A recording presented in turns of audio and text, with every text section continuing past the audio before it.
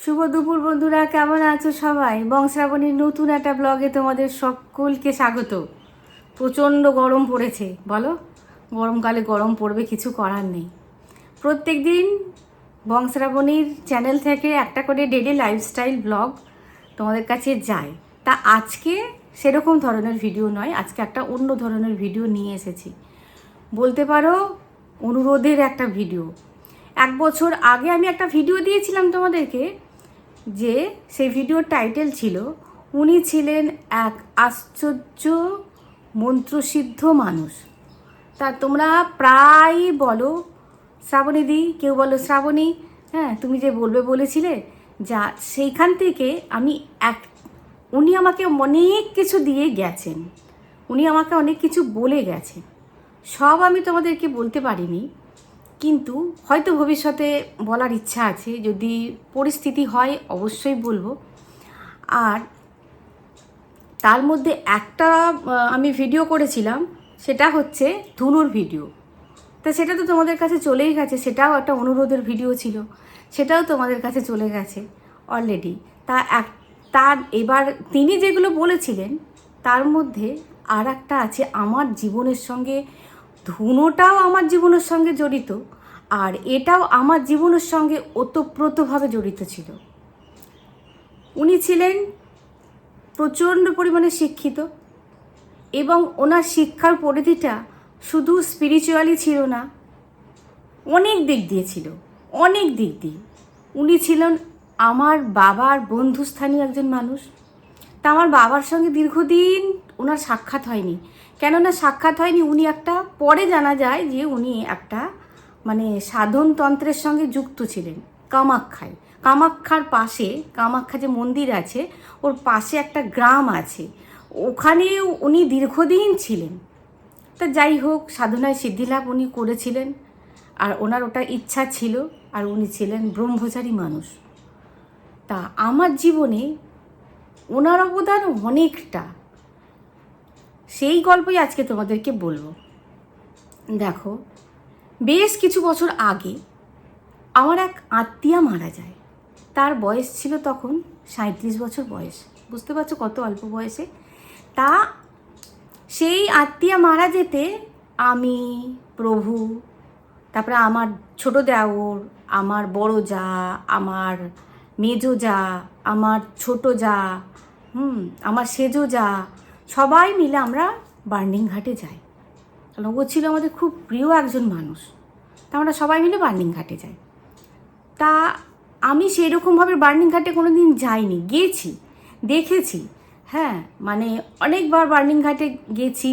Burning ঘাটে তোমার শবদেহ জ্বলতে দেখেছি।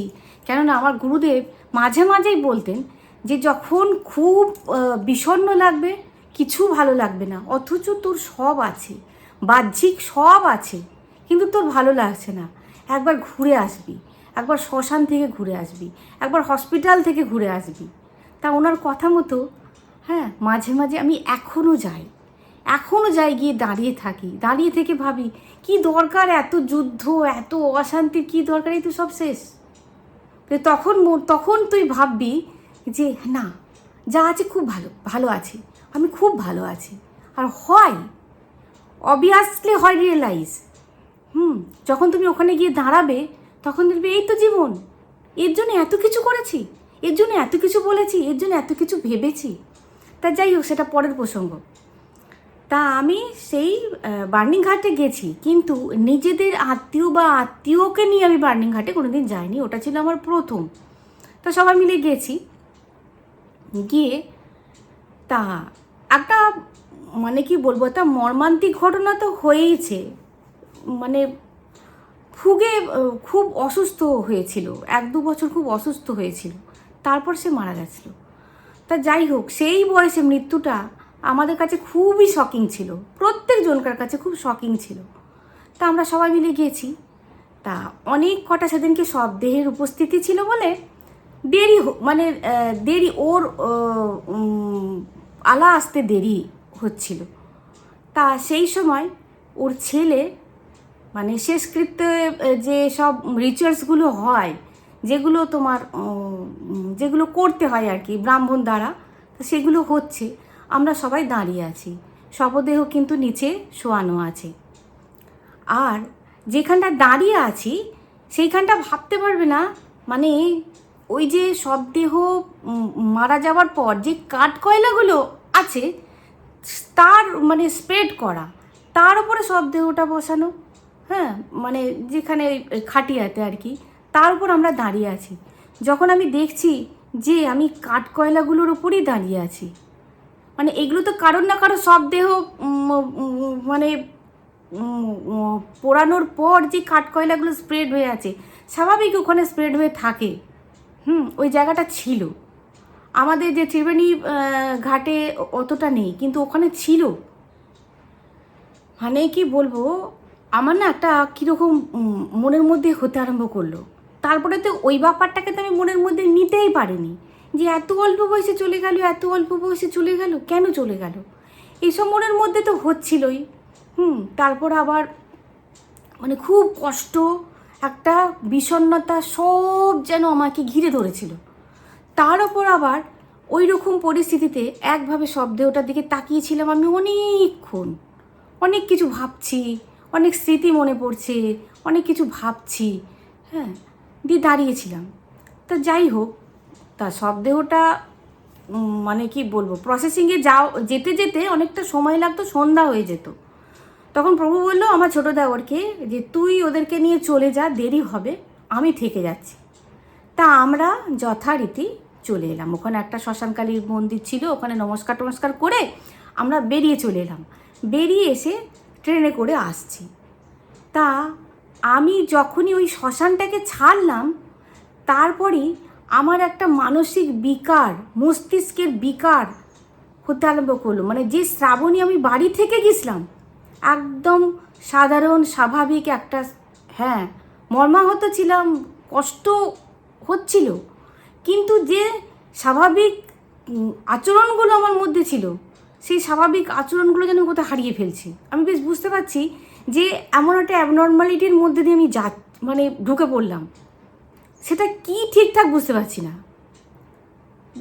ট্রেনে উঠলাম, ট্রেনে উঠে আমার কারোর সঙ্গে কথা বলতে ইচ্ছা করছে না। ওই কম্পার্টমেন্টের মধ্যে আমরা ছিলাম, আমার না কারোর সঙ্গে কথা বলতে ইচ্ছা হচ্ছে না। আবার ভাবছি যে এটা একটা সাইকোলজিক্যাল প্রবলেম, হয়তো আমি একভাবে তাকিয়েছিলাম, সব কিছু ভেবেছি, তো এটা নর্মাল হতে সময় লাগবে, রাত্রেবেলা ডিপ ঘুম যদি হয়ে যায় তাহলে হয়ে যাবে, এই ভেবে এবার ওরা নামবে একটা স্টেশনে, আমি নামবো একা একটা স্টেশনে।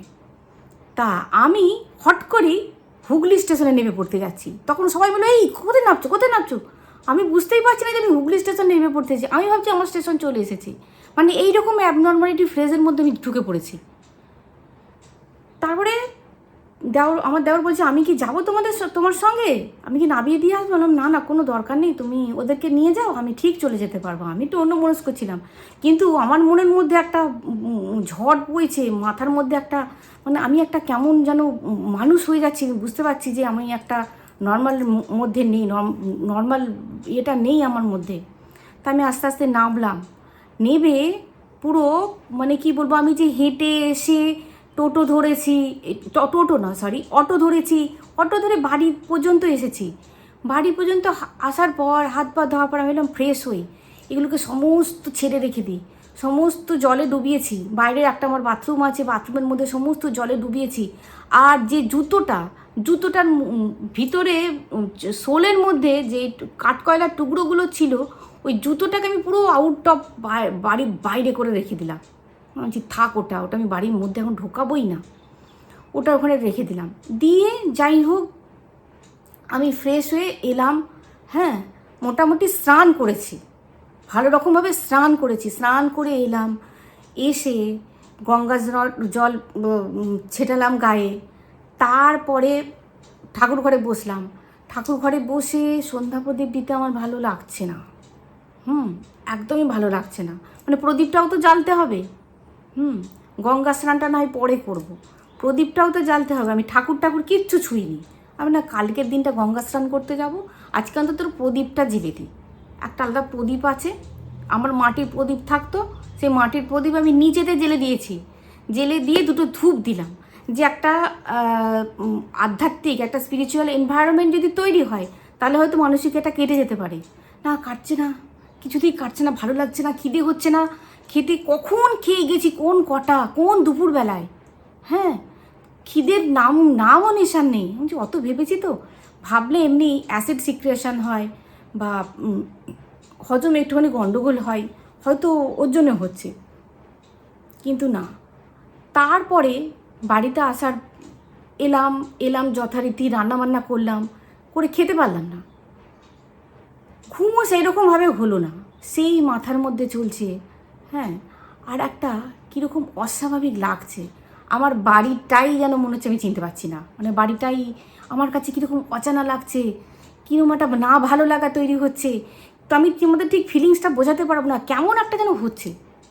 তারপরে একটা দিন যাচ্ছে, 2 দিন গেল, 3টে দিন গেল, আমি না যন্ত্রের মতন কাজ করছি, যন্ত্রের মতন হয়ে আছি, মনের মধ্যে আবেগ কাজ করছে না, দেখেছো তো, হাসতে বলবো হাসছি না। 3 দিন 4 দিন পর আমি প্রভুকে জানালাম। তারপর আবার ভাবছি যে একটা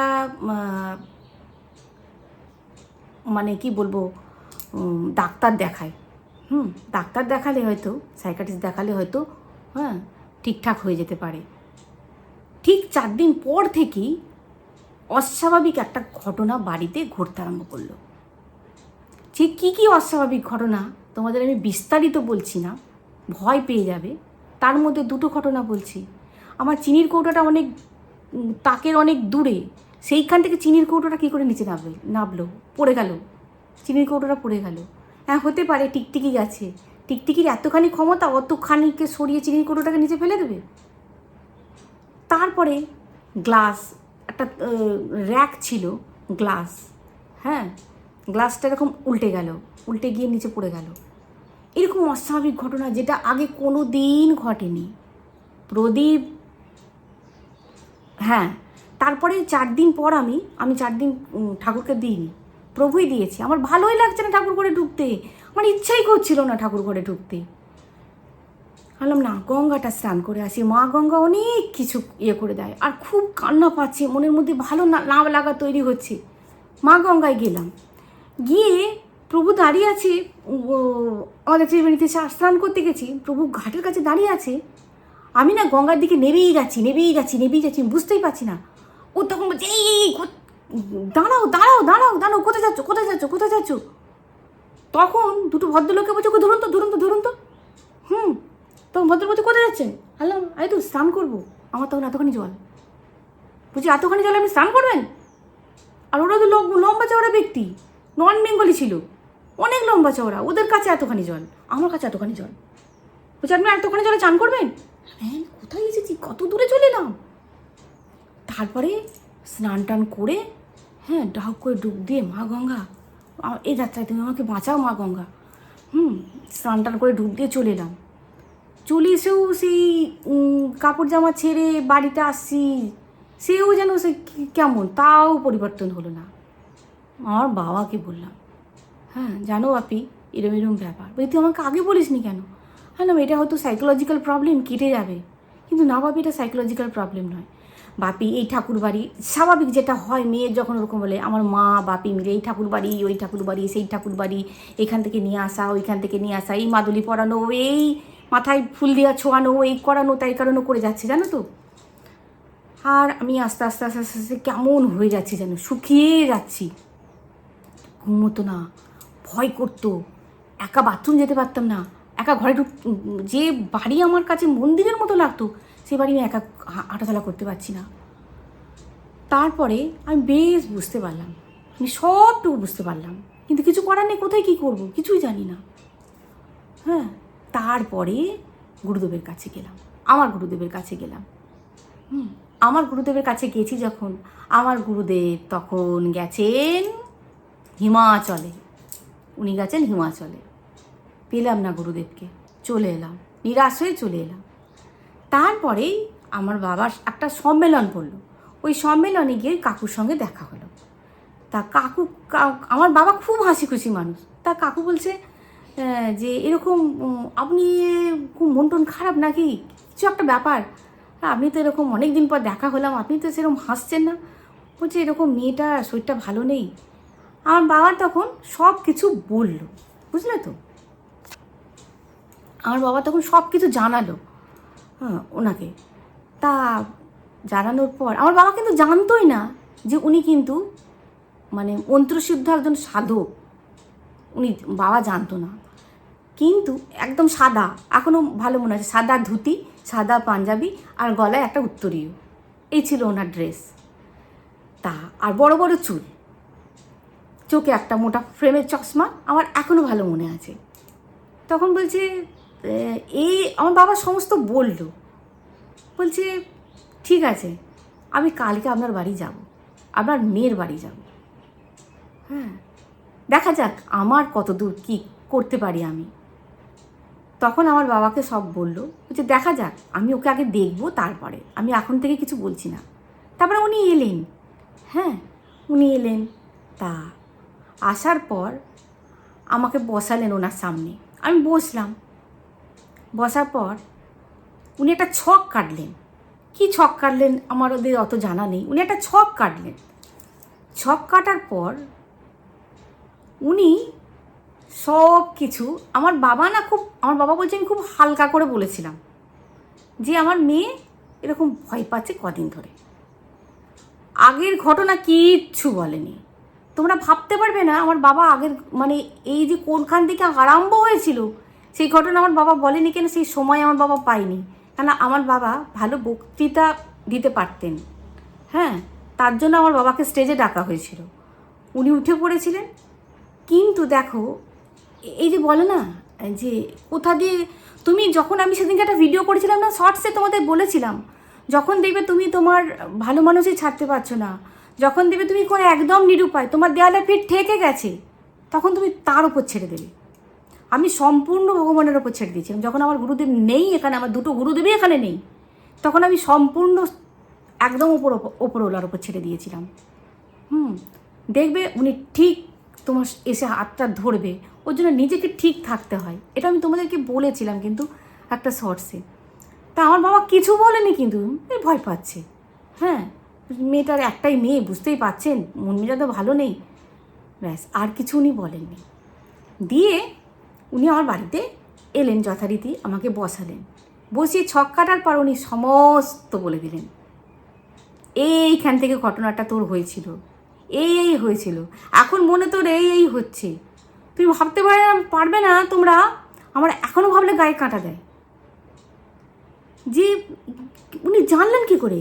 আমি বাপির দিকে তাকাচ্ছি, আমার বাপি বলছে আমি কিচ্ছু বলিনি, বাপির দিকে আমাকে উৎসাহ বলছে আমি কিচ্ছু বলিনি।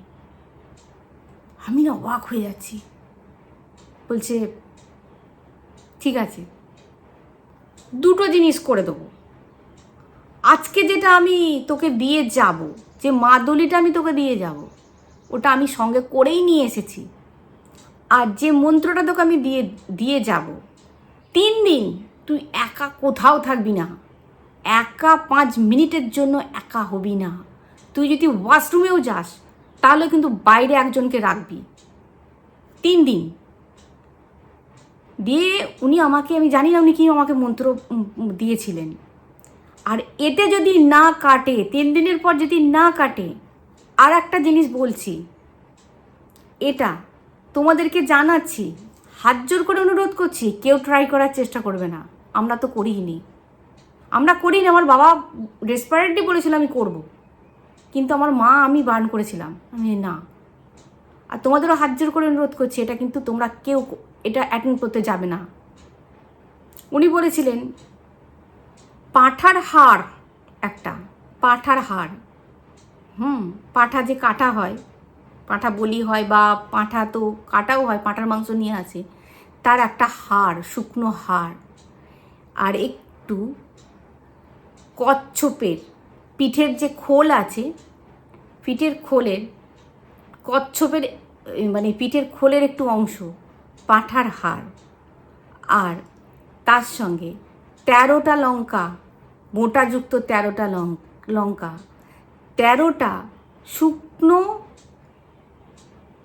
গোলমরিচ, 13টা কালো সর্ষে, 13টা সাদা সর্ষে একসঙ্গে লাল পুটলিতে বেঁধে অমাবস্যার পর যেই প্রতিপদটা পড়বে সেই প্রতিপদে তেমাতার মোড়ে মাঝরাতে, প্রতিপদটা কিন্তু মাঝরাতেই পড়তে হবে, প্রতিপদের মাঝরাতে গিয়ে ওই তেমাতার মোড়ে গিয়ে পুঁতে দিয়ে আসতে হবে আমার নাম করে। আর যে পুঁতে দিয়ে আসবে সে পিছন দিকে তাকাবে না, আর তোমার তার শরীরে শুদ্ধ লজ্জা নিবারণের জন্য সামান্য বস্ত্র থাকবে, আর বস্ত্র থাকবে না। যদি করতে পারে 100% কাটবে। আবারও বলছি হাত জোর করে, কেউ কিন্তু করতে যাবে না। বলেছিল যে এটা করার পর যে করতে যাবে সে কিন্তু পাগলও হয়ে যেতে পারে। আর ঈশ্বরের যদি সহায় থাকে, সব কিছু যদি ঠিকঠাক থাকে, তাহলে সব কিছু ভালোভাবে হবে, ও ভালো হয়ে যাবে। বুঝতে পেরেছ? তোমাদেরকে কেন এই কথাটা আমি বলতে চাইনি, কেন আমি কথাটা এতদিন ধরে তোমরা বলো বলো বলো বলো বলো করেছিলে, এই কথাটা কেন বলতে চাইনি। এটা আমার জীবনের সঙ্গে, আমি তোমাদের বলি না, আমার জীবনটা অনেক ফ্রেজের মধ্যে দিয়ে গেছে। আমি কেন এত ঈশ্বর বিশ্বাস করি, আমি কেন এত কিছু করি, আছে ঈশ্বর আছে, একদম এই জগতও আছে, ঈশ্বরও আছে। হয়তো তার আত্মা সেরকমভাবে শান্তি পায়নি, তার কষ্ট পাচ্ছিল, সে জানাতে চাইছিল, হতে পারে। তা উনি ভেঙে কিছু বলেননি, বলেছ আর কোনো অসুবিধা হবে না। আমার কিন্তু 3 দিন পর আমি আবার সেই স্বাভাবিক শ্রাবণীতে ফিরে এলাম। তখন যে কী আনন্দ হচ্ছিল, কী যে ভালো লাগছিল, তোমাদেরকে বলে বোঝাতে পারবো না। তাই বলি, ঈশ্বরকে মন থেকে ডাকো, হনুমান চালিসা মন থেকে পাঠ করো, ঈশ্বরকে মন থেকে বলো আমি তোমার সন্তান, হনুমানজিকে বলো আমি তোমার সন্তান, আমরা তোমার সন্তান, আমার পরিবারকে রক্ষা করো।